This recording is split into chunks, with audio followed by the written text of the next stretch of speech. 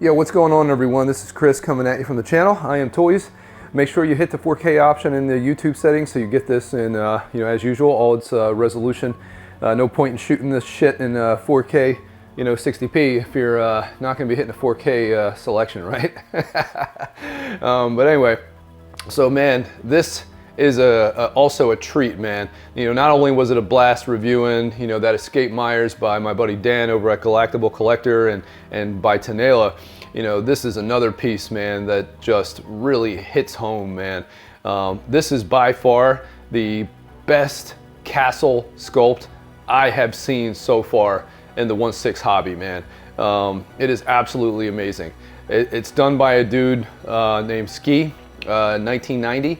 I don't want to put his real name here, just in case, because not everybody wants their real name out on social media. Most people know who I am. Everybody knows Dan and Rob and, Joe, and some people watching this video are like, who the hell are any of those folks? We don't know who the fuck you're talking about. But those who watch the video and are in the hobby, man, know who I'm talking about. So, those folks are out there. But anyway, this dude, goes by Ski 1990 on Instagram. He did this sculpt.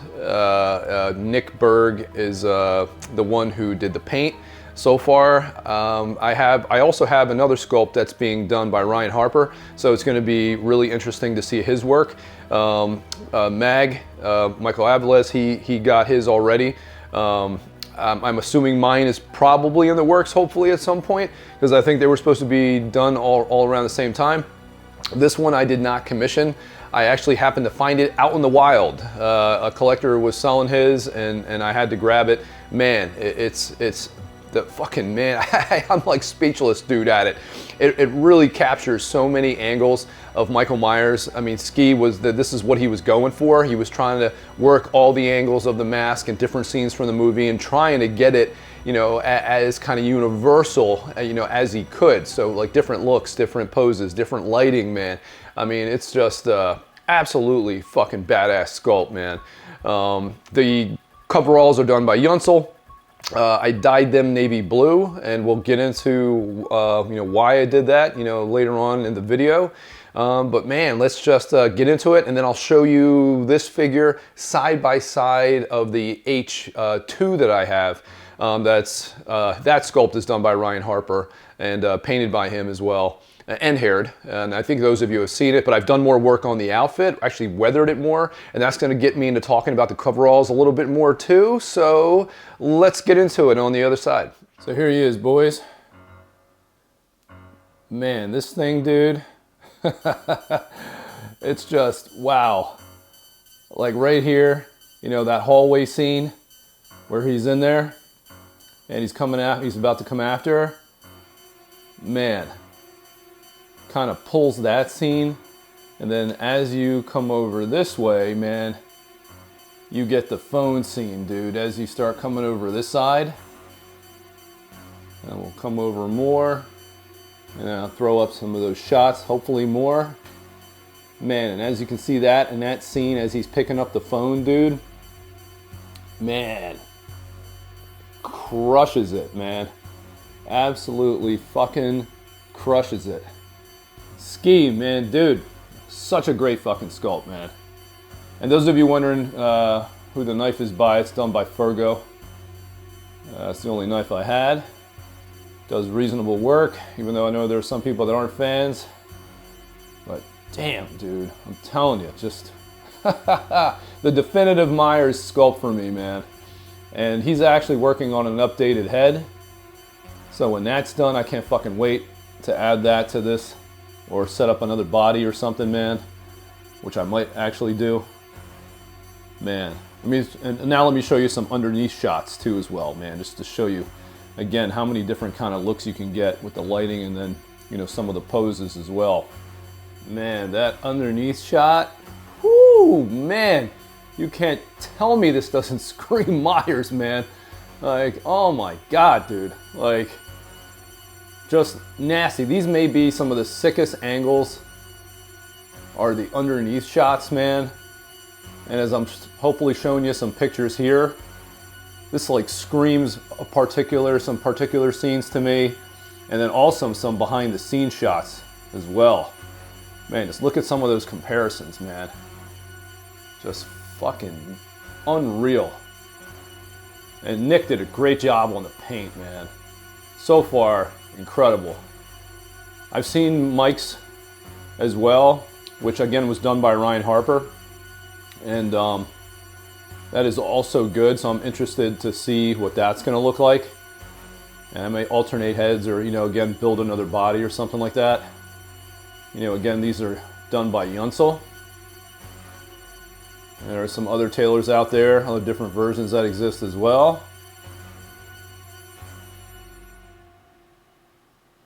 Man, like I said, it just hits all those fucking scenes, so many, and I see why Ski was trying to do what he was doing.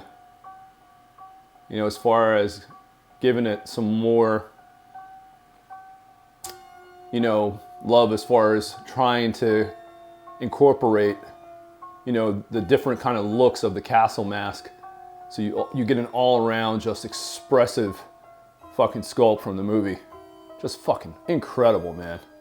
So discussion about the coveralls. So everybody's probably like, oh man, well actually, when I was posting pictures, it's funny, everyone keeps asking, oh wow man, you really nailed the, those coveralls are great, not knowing that I dyed them. Like, oh man, really accurate to the movie, and I'm like, who are they made by? How'd you get them that way? And I'm like, well, they're Yunsels, and this is not the stock color. I'm like, I actually dyed them. And people are like, oh man, some people are like, oh, why'd you dye them, man? That's not screen accurate. They're forest green, they're gray. Yes, so in the movie, right? You see these coveralls in the light maybe clearly, like maybe twice. And then everything is from a distance, in some of those other shots. And then for the majority, through the end, it's all shot in the dark. The movie, the way it's color graded, it's a lot of blue light, shot really dark. They do not look forest green in the movie.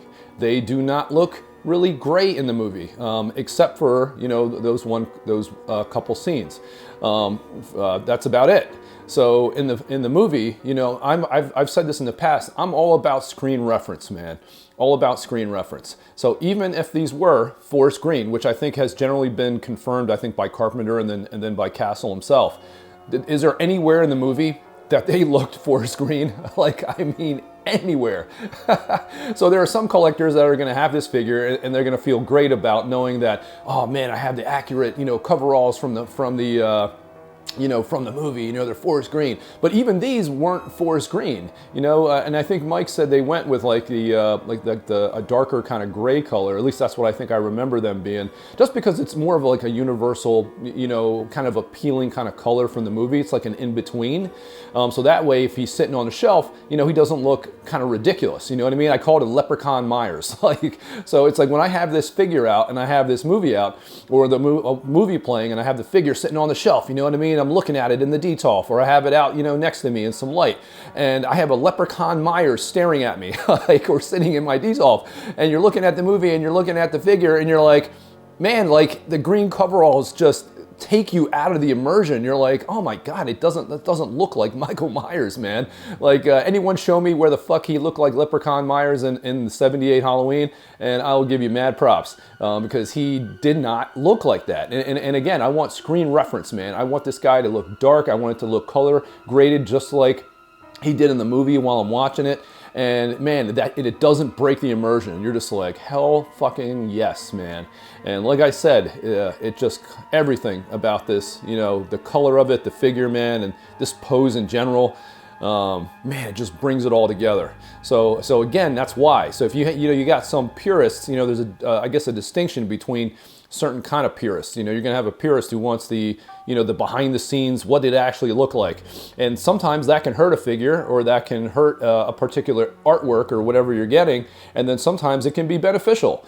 But like I said, there are moments in in collecting or on particular pieces where having the actual behind the scenes or whatever or off-screen reference, I guess, benefits it, because the off-screen reference looks like the on-screen reference, right? Michael Myers and his coveralls are not a good comparison, or a good, we'll say, piece, I guess, as far as wanting the off-screen. That should not be the canon look, right? If you want a Leprechaun Myers sitting on your shelf with forest green coveralls, then hey, go for it. But it is not for me, man. No fucking way.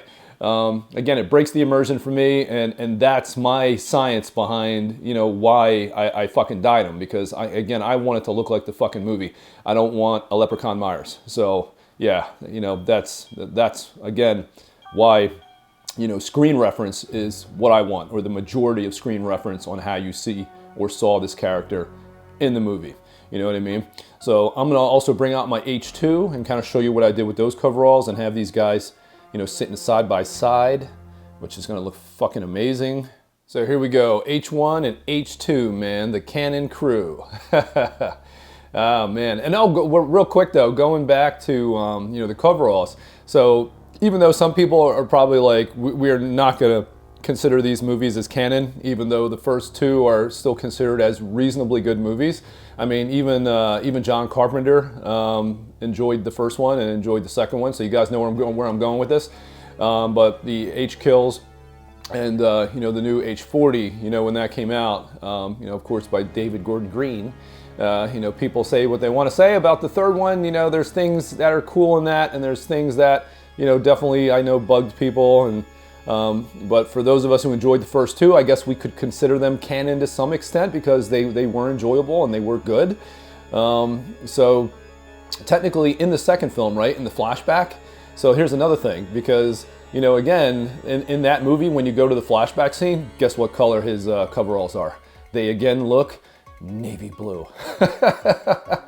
So technically, were they now course corrected? When they did that scene, did they say, were they thinking, to each other like, what? They look navy blue in the original movie. Guess what? We're going to course correct and we're going to make them navy blue in this. Because I believe in that movie, in all the flashback scenes, they come across as navy blue. So I don't know what they used, what they look like off screen. Who knows? Maybe again, because of how the movie was color graded and shot, maybe they were gray, maybe they were forest green. But for all intents and purposes, those two movies are shot differently. So the original H78 and then H Kills, definitely shot differently, not color graded the same, very, very different. So I think they were actually navy blue. So technically, if you consider that movie canon, it is now been course corrected to navy blue. So again, I want it to look like, the screen look, man. And as you guys can see, so the H2, man, wonderful Dick Warlock, dude. Great mask, Ryan Harper, paint, hair, sculpt, outfit, also Yunsel. And so there were actually a few scenes in that movie where you do, even though it is very dark and you could probably say that they're navy blue as well, there are particular scenes where you actually do get a look of like some very dark green coveralls. But when you get these, they were very light, very light. Again, Leprechaun Myers, and nowhere in Halloween 2 did you see, clear forest green coveralls. They were definitely dark and grimy and dirty. And then that's what I did. Those of you who saw my early pictures, I actually modded the outfit even more, got it darker, weathered it more, so it looks as dirty, and dark as it did. So, because there are a few scenes, like I said, that look like a really dark, grimy forest green, and as you can see, man, it looks fucking incredible, man, absolutely incredible together. This stuff, like, this is a fucking, man, this is my one of my dream team shelves, because in my detolfs, because I have them both together, and it's just, man, fucking just, I don't know, you guys are seeing this the way I'm seeing it. Hopefully you're as kind of fucking blown away as I am, but they just look absolutely fucking incredible together.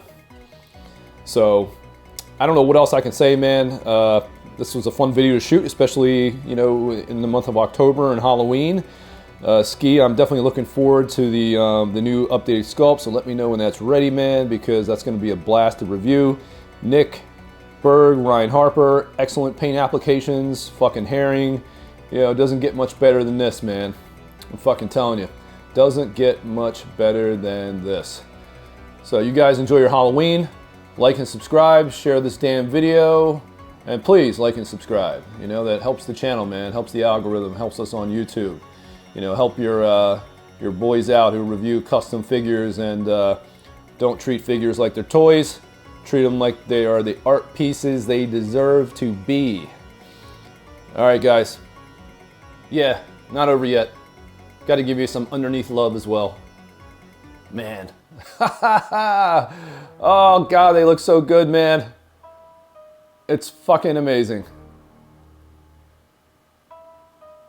And if you guys are interested in some of these, man, definitely hit up, you know, the artists involved and see if they can work with you on something. But, you know, I think there's going to be a new pre-order for the new sculpt, and I think Ryan, I don't think he's doing any more heads, man. I don't know. Maybe he is, maybe he isn't. You know, reach out to him, see what's up. All right, now we're going to close the video. Peace, folks.